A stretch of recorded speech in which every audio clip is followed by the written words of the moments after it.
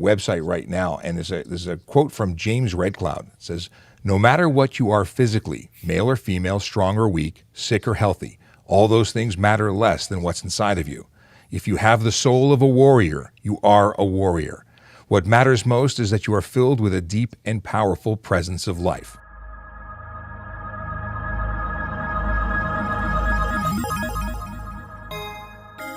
Hi, my name is Sean Shapiro, and this is episode 7 of TPS Traffic Jam. Today I'm joined by Andy Norrie. He's a retired inspector with the Toronto Police Service. In fact, he used to work right here at Traffic Services. He was my boss. So without further ado, good morning. Thanks for joining me on Traffic Jam. How's it going? Good, Sean. Thanks for having me. I'm glad to be here and tell you what's going on with me. Well, so you turned in the regular shield, and you hopped on a motorcycle, and you've been having some fun. I guess that's the really short version of what's been happening the last couple of years. Yeah, for sure. Like you, I was fortunate, and I truly believe I was blessed to have the opportunity to ride professionally with the Toronto Police Service, with the Toronto Traffic Services Motor Squad. So that was my exposure and into motorcycling. And now that I'm retired since September 2018, I've had the opportunity to take more travels and adventures around the country, around the world, and do some wonderful things. And that part of that involves motorcycling. So I'm about to embark on my next, I won't call it great, but on my next adventure. That's awesome, and that's what we're really talking about today. Is the Hoka Hey Motorcycle Challenge? That are you leaving tomorrow? Yeah, I'm leaving out tomorrow, and it starts on the 26th of June from Rapid City, South Dakota. That's where I don't know the exact numbers, but it's going to be between 100 and 150 challengers are going to, which I'm one, are going to embark on this motorcycle endurance challenge. Now, when we met up at the police, at the police memorial a little while ago, and you were telling me about all sorts of things, but we should tell, I guess, everyone watching, there's more than just a motorcycle ride. You're not just having a leisurely ride across the country. You're doing some pretty wild stuff. Yeah. So a gentleman who's sadly since passed, Jim Redcloud, he started the Hoka Hey Motorcycle Challenge, I want to say, in 2010. And sometimes it's easier to say what it's not, but I'll try and describe to you what it is. And I invite everyone to go to the website and have a look at it. But most importantly, what it is not is a race. So it's an endurance challenge based on a number of criteria, and you have to apply. Not everyone can enter. Anyway, you have to ride an American-made V-twin motorcycle. You have to not use any electronic navigational aids. It's all on secondary back roads, not gravel or any of that kind of stuff, but all secondary roads, not any expressways or freeways. You have to hook a transponder onto your motorcycle so they can see where you're traveling and you're sticking to the route. And then so they, without the navigational aids, they give you, there are checkpoints along the way, and at each checkpoint, they give you the route of where you're going to be traveling on the next section. So you're never really aware of the entire route. You just know where you're going. And so the route encompasses 10,000 miles or 16,000 kilometers over a period of 2 to 3 weeks. So you can't finish in less than 10 days. They're certainly safety-wise, they're encouraging you to take your breaks. And I guess the criteria I should tell you about, well, obviously, I won't say obviously, but you can't break the law. You can't, speed and do all a bunch of other illegal activity on a motorcycle. You are representing the event and yourself. And the other thing is you have to sleep outside. You have to sleep outside within 10 feet of your motorcycle.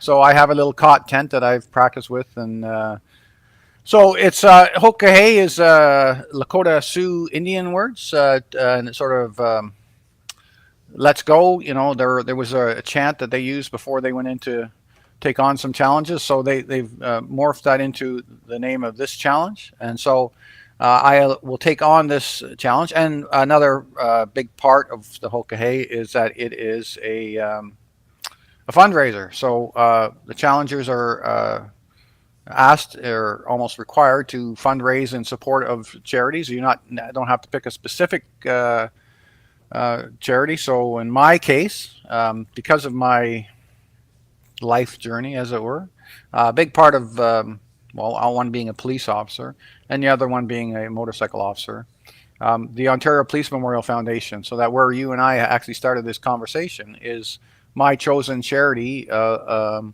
raise money to recognize solemnly the sacrifice that those officers have made in the performance of their duty, the ultimate sacrifice, as you and I and many others recognize. So my fundraising efforts, so any of that fundraising effort, none of it goes to me. It all goes to the charity, to the memorial.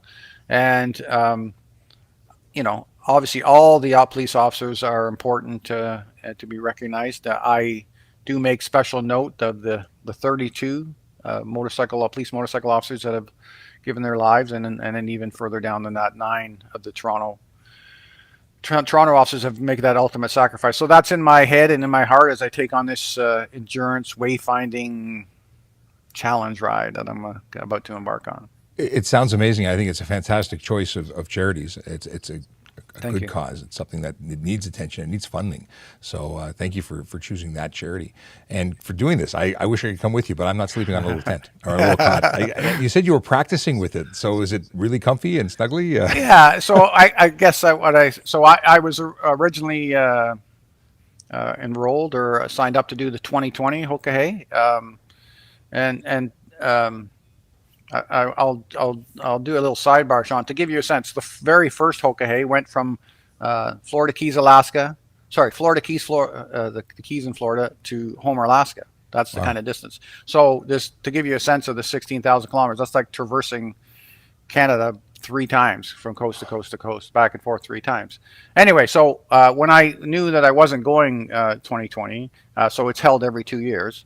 Last year in 2021, on the same dates it would be held this year, so I would have the same amount of daylight. I set out on a ride here in Ontario because of the COVID restrictions, and I tested out, I'll call it my methodology. So I not like marathon running, but I ride in 2-hour blocks. Whether I want to or need to stop for fuel or for a break or whatever, I stop every 2 hours, take a stretch, take a break, fuel up, whatever I need to do. Create some habits. Yeah, exactly. And not go slow to go fast, but go slow to go long, or I take my breaks so that I'm not, as you and I can appreciate, fatigue and a number of other things can be hindrance in motorcycle riding. So I want to be focused. I want to have all my wits about me when I'm out there riding. So anyway, so I did a 2-day ride last year, and I tested my riding methodology. I tested out my bike, my camping gear, all of those things. I've done a couple other sort of not encompassing all the parts of the Hoka Hey, but like the camping part. But I've ridden up to Yellowknife, and I've ridden to James Bay, and a few other adventure type of rides. So I'm got my bike kitted up, and I got myself as prepared as I can, and I'm ready to go. I think it's amazing. I think a lot of people, well, first of all, I should say that I could never do this because my idea of roughing it is black and white TV. But I think it's amazing. I don't know how well I'd fare with it, especially after having my own recent experiences on motorcycles. The whole idea of cross country doesn't sound so appealing right now. In my heart, I want to do it, but physically, I don't think I'm ready for it. And people don't take into consideration or take for granted how intensely demanding riding a motorcycle is. You don't get to have a nap while you're riding. Some minor issues could mean major results, and not in a good way. And something as simple as maintaining hydration is something that most people driving a cage won't be able to relate to. Heat, sun, all those things really beat down on you. Yeah, absolutely. And as a rider, we're vulnerable and exposed out there, and we want to make sure that we are giving it our full attention. Sorry about that. Okay. Give it our full attention, and so absolutely to stay hydrated. And fatigue is a type of impairment, and this type of endurance challenge embraces that fatigue. And to give you a sense, I'm not fond of, and I don't really intend to ride at night in the dark. I will ride up to dusk in the evening. If I'm going to do any, I'll say darkness riding, it will be in the morning when I'm fresh, rising at 4:30 in the morning and getting out just as dawn's coming up. Because anyway, fatigue is definitely a factor, and the distances, but absolutely you want to be alert, you want to be aware, and you want it. So it's a long haul, and it's I think it's going to be a challenge for me mentally, physically, emotionally, spiritually, all For those sure. types of things. But ultimately, I'm alive and well and here to take on this challenge, as opposed to those that made the ultimate sacrifice and passed on and remembered in the memorial. So I'm just trying to tie those things all together for me. So I'll have some time to think. So each rider is required to have a transponder on their bike, Sean, and so that website, Hoka Hey Motorcycle Challenge, you can click on there. There's a map up there, and you'll see that all the riders are on that. You can follow one, or you can follow all the riders as they crisscross in this case, the United States, and we're going to be out, by the Mississippi and along the west coast a lot, I suspect. And you can follow along. My particular rider number is 1018. If anybody wants to have a look at that, and 1018. 1018, and is the one to look for me. And all the other riders are out there too. And I'll send along my my fundraiser charity support link if anybody's willing and wants to support. That would be greatly So we're going to put that on the screen right below us, and Perfect. you'll be Thank able you so much. to follow that. When this is published, we'll have the link there. Anyone who wants to contribute to the great cause of the Police Memorial through this method, please support Andy Norrie on his adventure. And I'm looking at the Hoka Hey website right now, and there's a quote from James Redcloud. It says, "No matter what you are physically, male or female, strong or weak, sick or healthy, all those things matter less than what's inside of you. If you have the soul of a warrior, you are a warrior. What matters most is that you are filled with a deep and powerful presence of life." And again, that was James Redcloud. I love this. I've been diving into the website, and there's so much, I want to say coolness, but I don't know if that's the right word. Yeah. And I invite you and others to look at sort of the definition of warrior. It's not what you and I would or others would think of traditionally as the definition of warrior. A warrior has many components, and part of that is being the best citizen you can be and giving back and helping others. And so it's not a race, so there's no quote unquote winner. They have 4 awards they give out for integrity and for helping others and many other things that you demonstrate over the period of the Hoka Hey. And one of the things, the way I describe it, Sean, is the not like a marathon race, but it's an individual effort in a group environment. So, it's the only person if I'm competing against, the only person that I'm testing is myself. I'm doing it along with a whole bunch of others that are doing the same. So you will see the same people, and there will be elite people that get out in front and charge ahead, and there will be people that are going for a different experience. It's more personal. It's more zen. Whatever their particular aspect is. So anyway, I'm looking forward to getting out there and all the challenges that come with it. The weather, the fatigue, and because you and I, good or bad, have had some opportunity to ride in the rain and the colder weather, and it's not all sunshine and curves, but a lot of it is, and we enjoy that part. So there's a fine line between refreshing rain and miserable rain, but I'm sure you'll have the opportunity to experience all of it. Exactly, yeah, and I'm going to see, I think, a lot of miles of some wonderful, beautiful countryside. So I'm looking forward to that. That's amazing. Will we be photographing and documenting, GoProing, and? Yeah, I'm not in the video, but I'm going to make an effort to stop and take the pictures because, as I'm sure lots of people would know, it all starts to fade and melt together. So I'll be taking lots of pictures, and what I'm going to do, Sean, is I'm going to take some audio recordings. Nice. Recordings, journaling, basically, of the days and where I'm staying, because you have to find yourself someplace to, I'll say, bed down for the night, where you can sleep outside within 10 feet of your motorcycle. Now, do you have any concerns? I was going to say, do you have any concerns about security, safety, things like that? Not personally. Obviously, you have to have situational awareness and be aware of where you are and what you're doing, and some of it. And it sounds like anyway, someplace you just approach a church, and you can call their on-call number and say, "I'm just going to bed down in the back in your church in the parking lot, if that's okay." And previous riders who have participated in the Hoka Hey have talked about going to baseball diamonds where there's a dugout where you can park if you need shelter. Right? In my case, I have a tent, but if a campground sort of lines up with where I am at the end of the night, that's great. Maybe get a shower in, or maybe have to do a truck stop shower every couple of days, those types of things, right? So you got to stay fresh and alert and cleaned up, look good, feel good. So not particularly safety concerns. I mean, think my experience in life has helped me prepare for that and have that aspect of it. And really, I don't want to say my life has prepared me for this challenge, but even on the wayfinding piece, not relying on the GPS, I think our experience as police officers, always knowing which sort of, I think you and I and most police officers have an internal compass, sort of always knowing which way is north, and always being aware of our location, so street signs, all that type of stuff. Planning ahead. We plan. Absolutely. Looking for that turn, looking for that next, following the route. So I've never been a big person to rely on GPS. So I'm looking forward to it. I won't lie. At my retirement age, sleeping outside is not my best, but I'm prepared for it, and I'm looking forward to it. Well, when you get back, I mean, hopefully we can.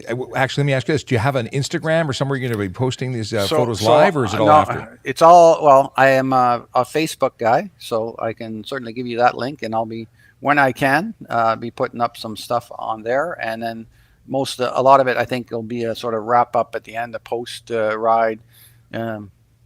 I don't want to get too far ahead of myself. I want to be successful, and I want to get through, because you can't be off the route for more than 48 hours. They have I'll call a wrap-up celebration at the 14-day mark, but that doesn't mean the event's over. There's many people that finish between the 14 and 21-day mark, and then some even out beyond that. But if you have a breakdown or technical or medical issue, you can't be off the route for more than 48 hours. But so even if it's medical, you're out of the game if it's more than 48. That's interesting. Yeah. Because I mean, the infrastructure and the team that puts this on can only stay out there for so long. They have lives to get back to afterwards. Yeah, exactly. And there's checkpoints, and they have to prepare all the And I'll give you an example. The weather that's occurred in Yellowstone, I'm going to suspect has altered the route that we were probably going to take some of our rides through Yellowstone, and now that's all closed. But that's just a hypothetical on my part, but something like that. So there's constant changes to the route and the checkpoints, and there's a number of mechanical issues. It tests our own stamina, but it also tests our motorcycle's ability to last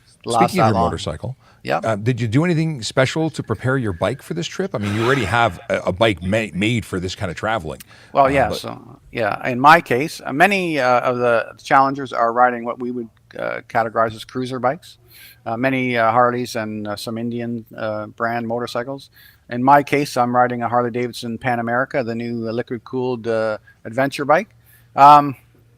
What I did, Sean, again, in my testing and my preparing, I outfitted my bike. So the only thing that really is outside, exposed or whatever, is my tent is straps across where my passenger would be. Otherwise, everything's contained in my 3 Pannier saddlebags, and all my kit and rain suits and warm cold weather gear and all those clothing and whatever I'm taking all fits into my saddlebag. So other than that, some additional lighting and a few other things. A little compass is up in my to your point of hydration, I have a water bottle that's connected up there on my front there. So some Cliff Bars and a few other things stashed along with my tank bag, and then I'm ready to go. Well, I wish you a safe travel. This is an experience that I look forward to hearing about on the other end. If you decide to take video or photos and you want to do some editing, I'm happy to help out when you get back. But I do appreciate you coming and telling us all about it. We're going to put the links up again to share, and it'll be in the description for the audio version of this. But check it out. I'm jealous to some degree. I'd love to go on a ride like this, but I'm going to live vicariously through your adventure. Well, again, it took me a long time in my life to get to the point where I was ready and able to take it on. So don't say never, just say not right now. So I'm happy to have people follow along as I attempt to complete this challenge. And hey, if you decide you want to connect, and we could have an update video if you decide to connect, it's an option. We can do that. Absolutely. We'll see what we can hook up. Yeah, sounds good. Awesome. Well, listen, have a safe travels. You leave tomorrow, and I look forward to following your tracker.